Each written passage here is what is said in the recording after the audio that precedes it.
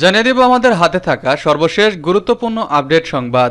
ইসরায়েলের ক্ষেপণাস্ত্র প্রতিরক্ষা ব্যবস্থার ওপর ড্রোন হামলা চালালো হিজবুল্লাহ। এদিকে শিগগিরই আল-আকসা যাবে মুসলিমদের হাতে, সর্বোচ্চ নেতার হুঁশিয়ারি। আর থাকছে ইরানে হামলা করা তো দূরে থাক, এই আলোচনাই করাই উচিত নয় বলছে ইরান। জানাবো ফিলিস্তিন রাষ্ট্রের বৈশ্বিক স্বীকৃতি আদায়ে ফের বাধা।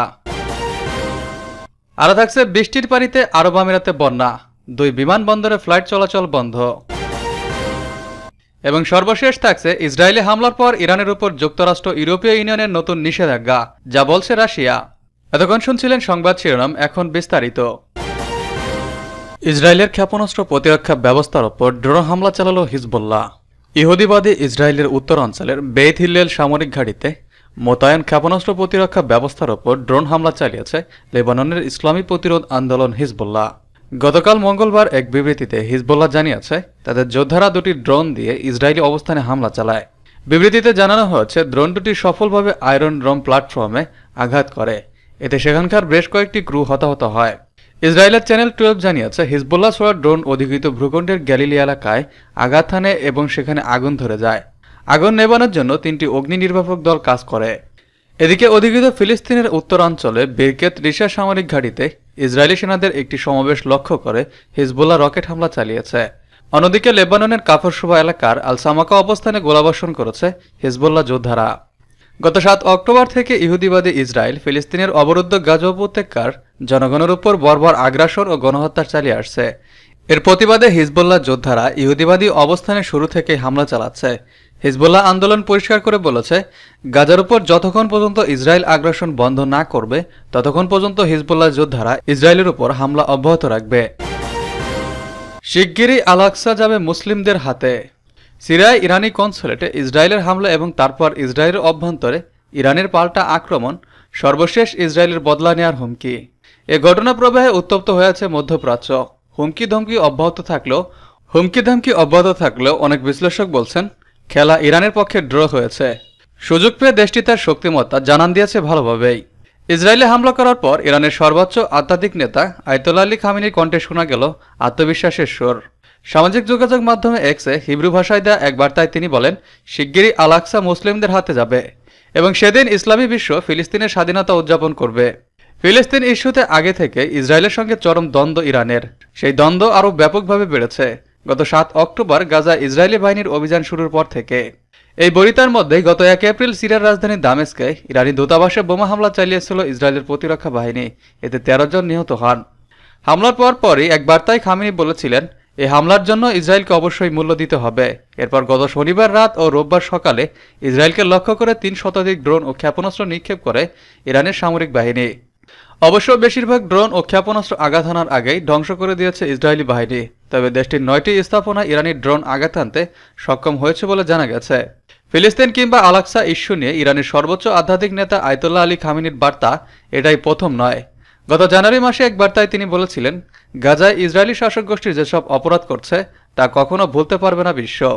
একদিন এই শাসক গোষ্ঠী পৃথিবী থেকে বিদায় নেবে, কিন্তু তাদের অপরাধ এবং হাজার হাজার নারী ও শিশুকে হত্যার ঘটনা বইপত্রে অবশ্যই লিপিবদ্ধ থাকবে। এদিকে ভবিষ্যতে নিজেদের স্বার্থের উপর আর কোনো আঘাত বরদাস্ত করবে না বলে স্পষ্ট ঘোষণা দিয়েছে ইরান।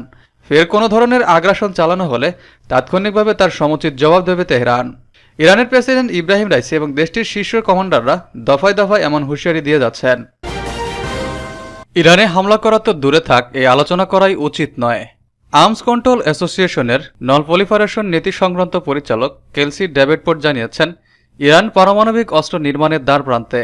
তারা এখন খুব দ্রুত পারমাণবিক বোমা নির্মাণ করতে সক্ষম। তিনি সতর্ক করে বলেন, ইরানের পারমাণবিক স্থাপনায় হামলা চালালে হিতে বিপরীত হতে পারে। তিনি আরও বলেন, ইরানের পারমাণবিক স্থাপনার বিরুদ্ধে হামলা চালানোর বিষয়টি আলোচনার টেবিলে আসাই উচিত নয়। ড্রোন ও মিসাইল হামলার জবাবে পারমাণবিক স্থাপনায় হামলা চালানো একটি বেপরা ও দায়িত্বজ্ঞানহীন পদক্ষেপ হবে। এতে আরও বড় আকারে আঞ্চলিক সংঘাত ছড়িয়ে পড়ার সম্ভাবনা তৈরি হবে।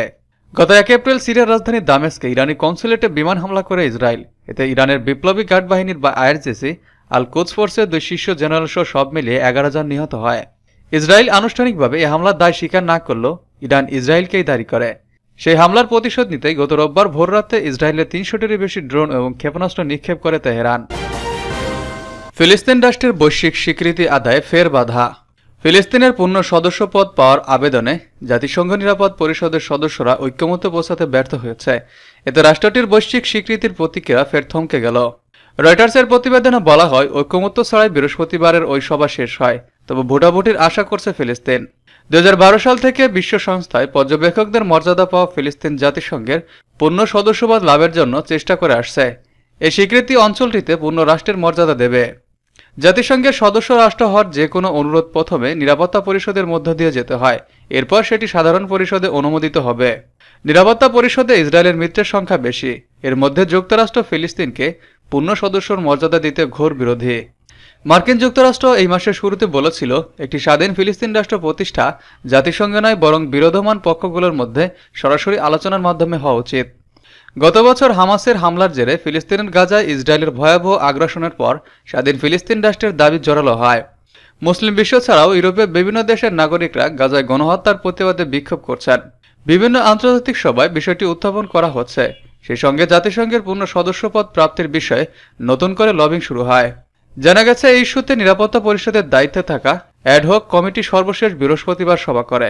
কাউন্সিলের সদস্য রাষ্ট্রগুলোর সমন্বয়ে এই কমিটি গঠন করা হয়েছিল। একটি সূত্র বলছে, পরিষদের সদস্যরা রুদ্ধদ্বার বৈঠক করে ঐক্যমত্যে পৌঁছাতে পারেনি। কারা বিপক্ষে অবস্থান নিয়েছে এ ব্যাপারে বিস্তারিত জানা যায়নি। এদিকে ভোটের জন্য একটি খসড়া প্রস্তাব দিয়েছে আলজেরিয়া। এতে নিরাপত্তা পরিষদের 15টি স্থায়ী সদস্য রাষ্ট্র ভোট দিতে পারবে। এ ভোটে জিতলেও আশঙ্কা থেকেই যাচ্ছে, কারণ ইসরায়েলের পরম বন্ধু যুক্তরাষ্ট্র তাদের ভেটো ক্ষমতা প্রয়োগ করতে পারে। বৃষ্টিতে আরব আমিরাতে বন্যা, 2 বিমানবন্দরে ফ্লাইট চলাচল বন্ধ। তুমুল বৃষ্টি ও ঝড়ে সংযুক্ত আরব আমিরাতের দুবাই অচল হয়ে পড়েছে। মরুদেশে দেখা দিয়েছে বন্যা। দুবাই মধ্যপ্রাচ্যের ব্যবসার নগরী হিসেবে পরিচিত। রেকর্ড পরিমাণ বৃষ্টির কারণে অচল অবস্থা দেখা দিয়েছে বিশ্বের অন্যতম ব্যস্ত বিমানবন্দরে। বিমানবন্দরে ফ্লাইট বিলম্ব হচ্ছে বা উড়োজাহাজ অবতরণ করতে পারছে না। বন্যার পানিতে সড়কে গাড়ি আটকে পড়তে থাকা দেখা গেছে। দুবাই আন্তর্জাতিক বিমানবন্দরের এক মুখপাত্র বলেছেন, বৃষ্টির কারণে পানি জমে যাওয়ায় ফ্লাইট বিলম্ব হচ্ছে এবং বিমানবন্দরগামী উড়োজাহাজ অবতরণ করতে পারছে না। আমরা এই কঠিন পরিস্থিতির দিকে যতটা দ্রুত সম্ভব বিমানবন্দরের কার্যক্রম শুরুর চেষ্টা করছি। দুবাই বিমানবন্দরগামী বা বিমানবন্দরে ত্যাগের অপেক্ষায় থাকা 500-এরও বেশি ফ্লাইট বাতিল করা হয়েছে। আবহাওয়া অধিদপ্তর থেকে আজ বুধবার আরও ঝড় বৃষ্টির পূর্বাভাস দেওয়া হয়েছে। ভারতের বিমান চলাচল কর্তৃপক্ষ জানিয়েছে, ভারত থেকে দুবাইগামী প্রায় 15টি ফ্লাইট বাতিল করা হয়েছে। আবার দুবাই থেকে ভারতমুখী 13টি ফ্লাইট বাতিল করা হয়েছে। ইসরায়েলে হামলার পর ইরানের উপর যুক্তরাষ্ট্র ও ইউরোপীয় ইউনিয়নের নতুন নিষেধাজ্ঞা, যা বলছে রাশিয়া। মার্কিন যুক্তরাষ্ট্র এবং ইউরোপীয় ইউনিয়ন বলেছে যে চলতি সপ্তাহের শুরুতে ইসরায়েলের হামলার পর তারা ইরানের উপর আরও নিষেধাজ্ঞা আরোপের দিকে নজর দিচ্ছে। ইউএস ট্রেজারি সেক্রেটারি জেনেট ইয়েলেন বলেছেন, এ বিষয়ে আগামী দিনগুলোতে পদক্ষেপ নেওয়া হবে বলে তিনি আশা করেছেন। অন্যদিকে ইউরোপীয় ইউনিয়ন পররাষ্ট্রনীতির প্রধান জোসেফ বোরেল বলেছেন, ব্লক বা ঐক্যবদ্ধ কিছু দেশ এটি নিয়ে কাজ করছে।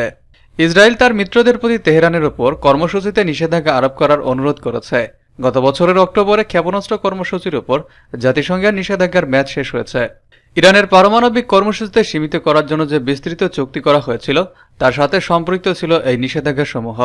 তবে মার্কিন যুক্তরাষ্ট্র, ইউরোপীয় ইউনিয়ন এবং যুক্তরাজ্য সহ বেশ কয়েকটি দেশ পূর্বে নিষেধাজ্ঞা বজায় রেখেছে এবং নতুন কিছু নিষেধাজ্ঞা যুক্ত করেছে।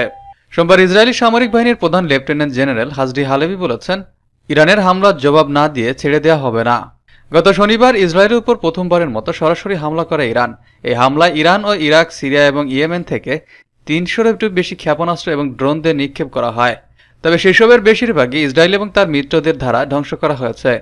এখন পর্যন্ত ইসরায়েল শুধুমাত্র কূটনীতিকভাবে এই হামলার পাল্টা জবাব দিয়েছে। দেশটির পররাষ্ট্রমন্ত্রী 30টিরও বেশি দেশকে ইরানের এই ক্ষেপণাস্ত্র কর্মসূচির উপর নিষেধাজ্ঞা আরোপ করার জন্য আহ্বান জানিয়েছে। ইরানের একটি প্রধান সামরিক ও রাজনৈতিক অর্থনৈতিক শক্তি হল ইসলামিক রিভলিউশনারি গার্ড কর্পস বা আইআরজিসি। এটিকে সন্ত্রাসী সংগঠন হিসেবে তকমা দেওয়ার আহ্বান জানিয়েছে ইসরায়েল। মার্কিন যুক্তরাষ্ট্র ইতিমধ্যে এটি করলেও যুক্তরাজ্য এখনও করেনি। মঙ্গলবার রাশিয়ার প্রেসিডেন্ট ভ্লাদিমির পুতিন এবং ইরানের প্রেসিডেন্ট ইব্রাহিম রাইসির মধ্যে ফোন আলাপের পর ক্রেমলিন বলেছে, ইরানের মিত্র রাশিয়া তাদের সংযমের আহ্বান জানিয়েছে। ক্রেমলিন বলছে, ভ্লাদিমির পুতিন আশা করছে যে সমস্ত পক্ষ যুক্তিসঙ্গতভাবে সংযম দেখাবে এবং এই পুরো অঞ্চলের জন্য বিপর্যয়ের পরিণতি ডেকে আনে, এমন কোনো নতুন সংঘর্ষকে প্রতিরোধ করবে।